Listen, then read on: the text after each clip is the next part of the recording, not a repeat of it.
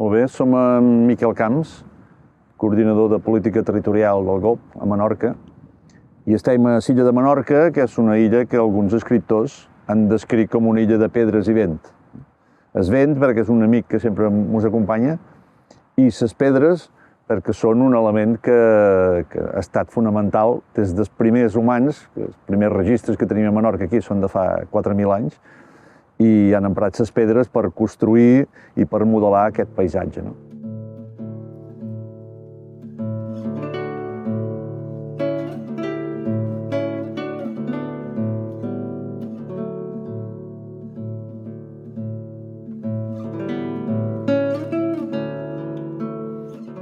Mira, això van ser els primers pobladors que hi va haver a Talatí de Dalt fa 3.500 o 4.000 anys, que ells ja tenien aquesta... Ja van construir aquesta cultura en els còdols, tenien contacte amb els còdols i van fer aquest monument que no sabem exactament. Alguns diuen que és algo religiós, ritual, però tampoc no s'està molt segur. No s'està molt segur del que era. I se creu que aquesta roca que està aquí és perquè va caure. Va caure i està escollar i va quedar estalonada. Sí, va quedar estalonada. I allà tens la talà, que era una torre de vigilància, que ja vigilaven perquè ells, els primers pobladors de Talatí, ja empraven la terra, com nosaltres, i ja tenien animals, com nosaltres, i ja vivien de la terra. I ja empraven els còdols perquè feien les seves cases, feien els seus monuments, feien les coses, com nosaltres ara aprofitam per fer les parets per delimitar els animals. I quan veus a sota dones compte que el pas nostre per la vida és molt curtet, perquè això ja prop de 4.000 anys que està dret aquí i sigui. I dura.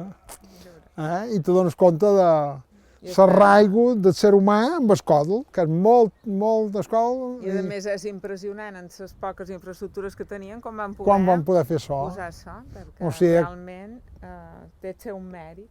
I que era gent ja que sabia fer feina i gent que sabia fer coses polides i coses perdurables en la vida. Com han estat la tradició de Menorca, hi havia aquests primers pobladors, després ja ha anat passant els sigles i ja se va començar tot de fer les parets per tota l'illa, que se calcula que hi ha uns 100.000 quilòmetres de paret seca, i qui sempre, actualment, perquè sense la paret no tindria significat tenir els animals. O sigui que és una cosa, un patrimoni a cuidar i un patrimoni a perdurar, perquè ha costat molt esfaldar i com això, que té que durar. Sí. Està molt bé. I això és part de la identitat de Menorca. Això és una part, la nostra identitat i les nostres arrels. I també està bé que la gent ho pugui venir a veure i disfrutar d'aquesta cultura nostra. I quan te dones compte de tot això, te dones compte del bonic que és poder viure a Talatí i poder viure a les nostres terres i disfrutar-les d'elles. Igual que els animals, que d'aquí de sentim que mos criden encara. Sí. Mos han vist aquí i ara. I aquí darrere ves que hi ha Suastre aquest, que sol li va tocar un llamp. Suastre aquest, ma mare m'ha dit, que son pare li havia dit que, que fa uns 80 o 90 anys que li havia tocat un llamp. Perquè era molt més gros i el va cremar. I sempre reviscula, però bueno, està cremat i es va mitjar un llamp. I Suastre també és part de Menorca, és una cosa, és una olivera salvatge, però que està molt arraigada, i de les branques fan les barreres, i el fruit per els tords. I el fruit per els tords, i les fues, quan no hi ha herba a la terra, quan un any que no plou, els vents i les vaques s'ho mengen. I s'aprofita tot.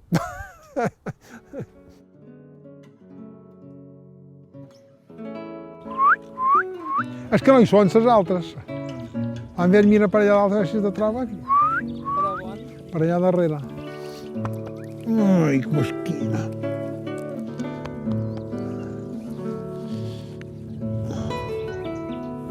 Que sí? Mira, la veus? És fi? No hi són totes, no sé on deuen ser les altres.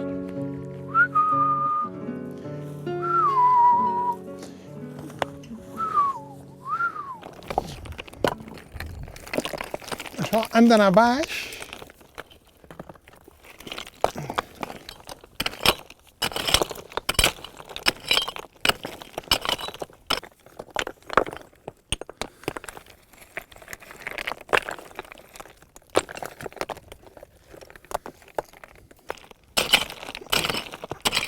Bé, ara ja mos atracam a lo que és el de so. Ara aquí, espera.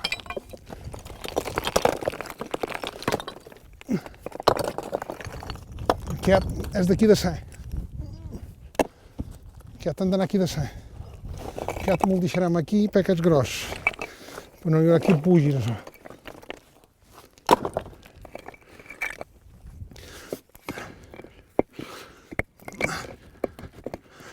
Vas agafant i vas amuntonant així de cantell. Triant les coses que has anat decantant, però tu vas feient així, vas posant de cantell. Aquest aquí, no. Aquest aquí, m'agrada. I ara aquí dintre vas posant codolets aquí dintre perquè quedi engronat. Tu vas omplint darrere. Vas omplint de darrere i després aquí, que tornaríem fent anar fins baix i tornes a partir per amunt. Això és la jugada, no és res més que això.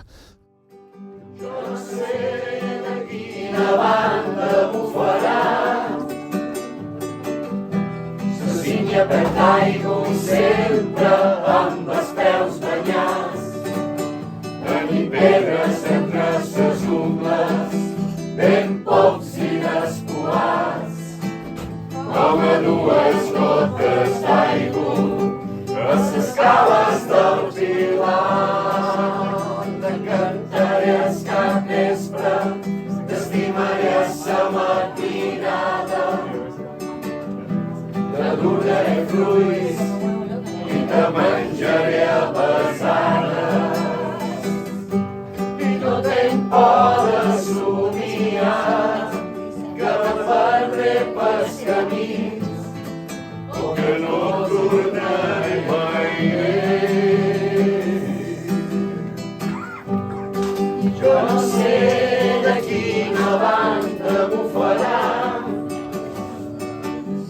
la sínia perd aigua sempre amb els peus. I avui estem a la Bufera del Grau, que és un espai especialment destacat en la història de Menorca, perquè aquest espai, com altres indrets, en els anys 70 es va voler urbanitzar, es va voler transformar per l'activitat turística i era una llacuna que se volia transformar, se volia dragar, se volia transformar en un port esportiu, un gran camp de golf i una macrourbanització que l'acompanyava.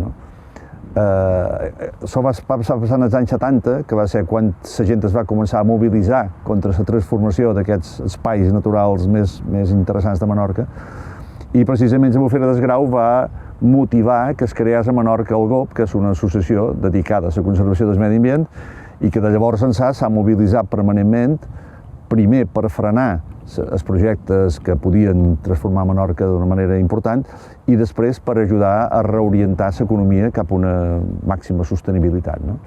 Avui en dia aquest indret que volien urbanitzar és el Parc Natural de Menorca i és el nucli d'una illa que ha estat declarada Reserva de Biosfera per la UNESCO.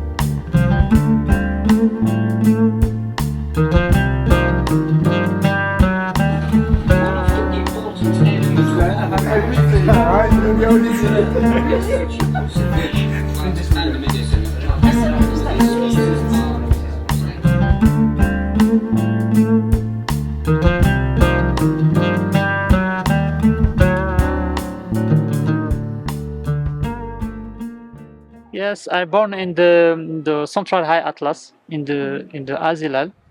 It's a town far from Marrakesh. It's 165 kilometers with altitude at 1,500 meters in a small village like this village. So when I was a boy, I work especially in the agriculture, helping my family to, and I learn a lot of course about this kind of work. As I born there, I grow up there. I know everything about the local community in the High Atlas. I know the problems because I lived these problems there, and that's pushed me to think for my studies, of course, in relation with environment, of ecology, and also agro biodiversity.